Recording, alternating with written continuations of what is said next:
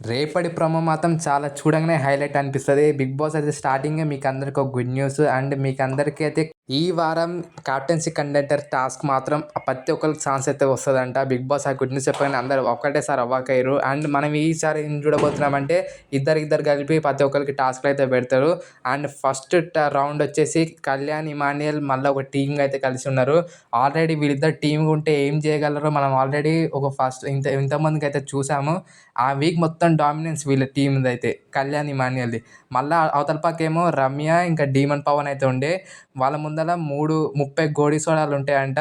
అవన్నీ ఫస్ట్ ఎవరైతే తాగుతారో మొత్తం కంప్లీట్‌గా ఆ టీమ్ అయితే విన్ అవుతది. ఇక్కడ ఏదో టీమ్‌గా అయితే డివైడ్ అయినట్టే కనబడుతుండ్రు అందరైతే. అందరికి నెత్తికి రెడ్ కలర్, ఇంకోళ్ళకి వేరే కలర్ అయితే ఉంది.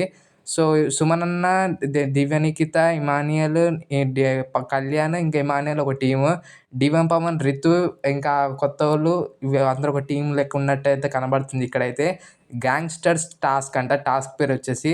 సో, ఇక్కడ చూస్తే మాత్రం మనమైతే కళ్యాణ్, ఇమాన్యుయల్ అయితే కంటిన్యూస్‌గా బాటిల్స్ టక టక తాగుతూనే ఉన్నారు. అండ్ ప్రోమో ప్రకారం చూస్తుంటే మాత్రం ఇమాన్యుయల్, కళ్యాణే గెలిచినట్టయితే అనిపిస్తుంది. ఎందుకంటే అక్కడ రమ్య మోక్ష అనేదైతే మధ్యలోనే ఆమె అయితే తప్పుకుంది. ఆ టాస్క్ నుంచి అయితే కనబడుతుంది. తాగి సైడ్‌గా అయిపోతది.